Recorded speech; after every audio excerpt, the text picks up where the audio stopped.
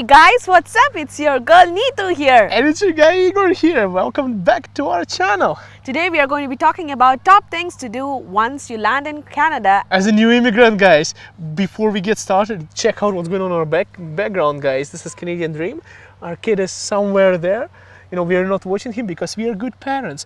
Guys, this is the playground and this is the life in Canada. So what do you do when you first land in this beautiful country of opportunities? The thing number one that you should be most concerned about is your SIN number, that is social insurance number. And don't give it to anyone, guys, because that's how they steal your identity. That's how they take your credit cards, and that's how financial frauds can happen. Yeah, so keep it very confidential, guys. You take the paper, you burn it, but if you have to make sure you remember it afterwards. Otherwise, I don't know what you do actually after that. But you need that in order. Why do you need a SIN number, Neethu? So you need a SIN number for various reasons. For taxes, for car, for your bank account, for mortgages, you name it. And how do you apply the SIN number?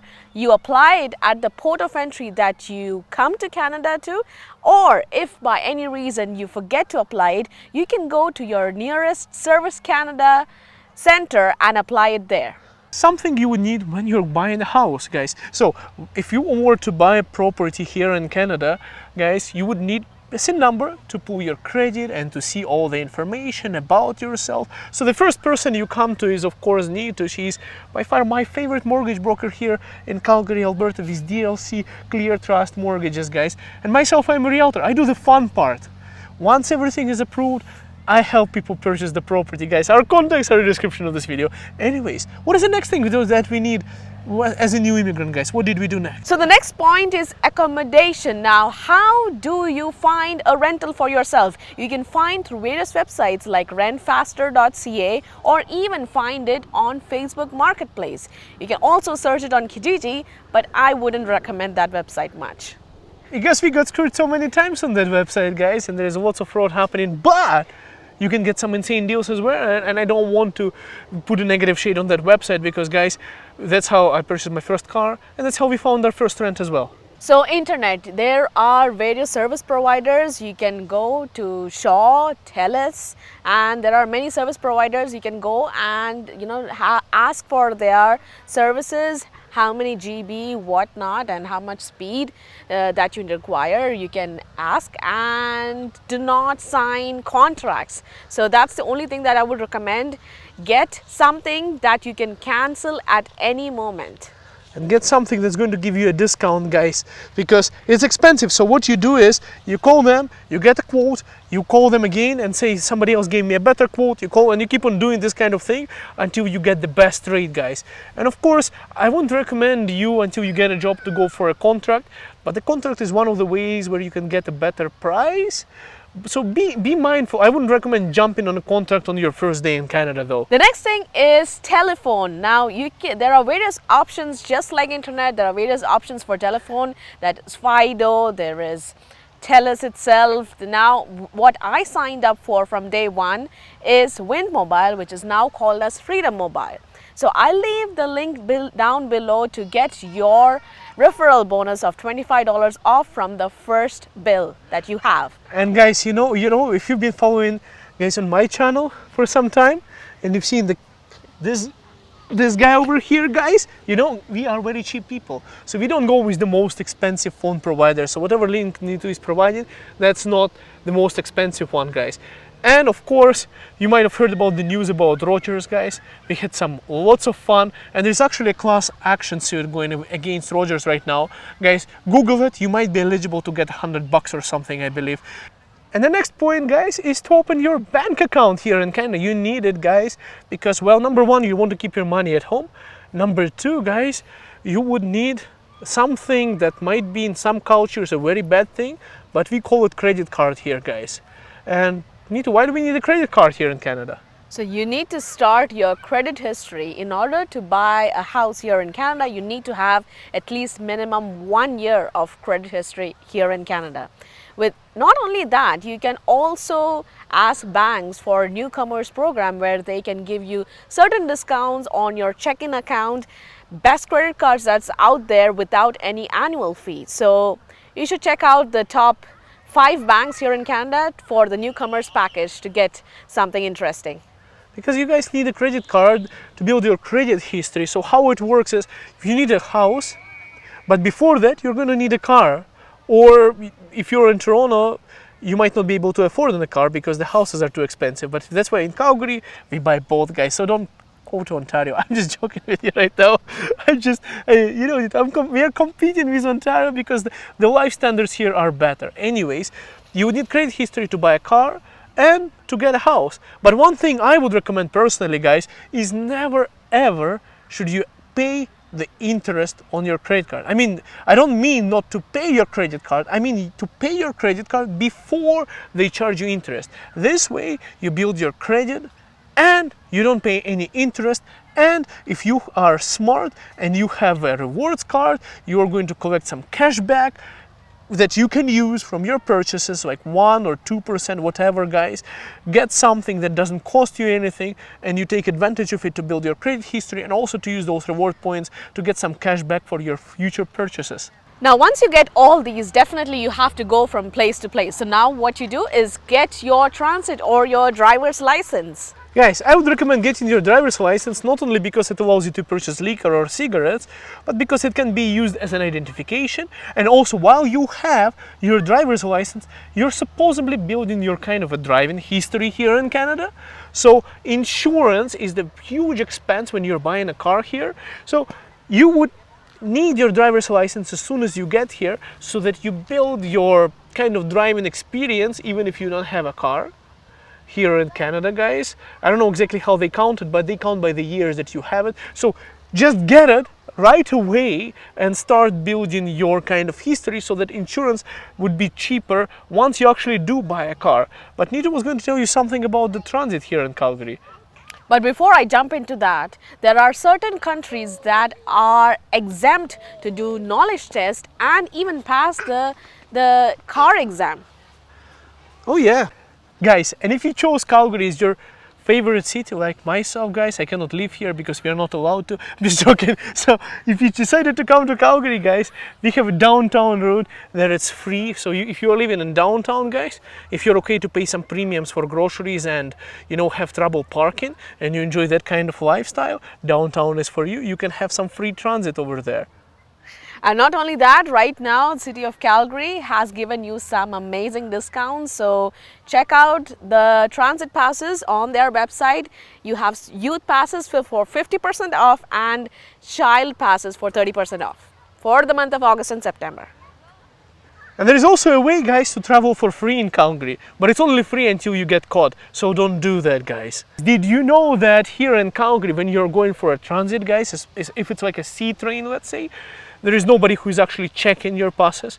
So we are all honest people here, guys. So make sure you have your pass, because you can travel for free until somebody actually checks it, and then you have to pay a ticket. So this is kind of a thing that shocked me in Calgary, because I was the guy who would get the ticket, and I would be taking the transit, and I would be taking that C train wherever I'm going in downtown, and I would be like, why is no one checking anything? Until one day I was walking down the platform and there were actually people standing there and checking everyone. So guys, Calgary is the best city, but never take advantage of it. Most important part that we haven't yet mentioned, but you have to know, is as soon as you got a place to rent, once you have your tenancy agreement, or you came from Ukraine with a lot of money like some of my friends and purchased a house for cash, guys, you have an address here in Alberta. Make sure you get your Alberta health card. It's going to basically access to the doctors, any emergencies, everything, guys. It's a must-have for you to be in this country, because if you don't have it, it's just too expensive. Make sure once you get your place to stay, you sign a tenancy agreement, and you purchased a house for cash, like some of my friends from Ukraine. Refugees come and buying houses, 2 houses for cash, guys. That's kind of awesome. But anyways, once you have your address, make sure you get your health card, guys. Medicine here is free if you have it. If you don't have it, too bad. So you have to get it right away, guys, because it's free and you should have it. Guys, we have one of the best healthcare systems here in Canada. Unlike Ontario. In Ontario, if you are on student permit, you will not be eligible for a health card. But here in Alberta, Be it a student permit or a work permit or even your PR, you are eligible to get a health card. So not only a health card, you should also try getting an insurance, because there are certain things that are not covered on the health card and that can be covered by paying a monthly insurance premium. Most important part is just get a job and get your employer to get your health coverage, because the dental, you know, you have to pay for that one, guys. I think also the eyes and something like that. Anyways, guys, there's a bunch of things that are not covered, guys. It's just that you can still survive without teeth in Canada, you know, that's why they don't cover it. I don't know, but they are planning to make it. They, you know, people in Ontario promised something like that. They were saying that by 2027, I believe, or something. Guys, I don't remember the news exactly, but they were talking about making it, if you are under a certain income, for free. So let's see what happens there, guys. One of the most important part is once you get your PR here in Canada, you are welcome into the pool of free stuff that you can get, where the government actually helps you. Free quality stuff. Free quality stuff that can help you with the everything, with your family, with your kid, with your housing. Resume, with your jobs, with housing, and even provide counseling or mentorship advices to you if you are feeling down or alone in a big country, big new country like Canada. Yeah, they would help you prepare Western standard of resume, and they would help you figure out how to file your taxes, because I never did that at home. Do you guys do that in India? Yes. You do that?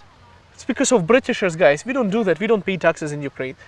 Guys, next part is they would help you craft your resume. And also, if you are in Calgary, for example, it depends on your municipality. There are special immigrant services. So if you need to translate some of your documents from your own language into English and this kind of thing, guys, these are the services that some people complain here. Some Canadians complain because only immigrants can have them. They are there to help you assimilate and transition into Canadian culture, and some of them provide courses that you get money while you're studying for them, a certification that would help you find a job, or even some discounts for your childcare, so you can finally get rid of your kid, you know, and get something done for work and things like that. And not only that, you can enroll your kids into the nearby school. Check out the cbe.ca, which is the Calgary Board of Education. You can find how many schools are there in your neighborhood. And not only that, make sure you check out and register for Canada Child Benefits so that you can get paid for your kids. Canada is one of those countries where you can actually get paid to have kids. So make sure you have a lot of kids, guys. The population here is declining.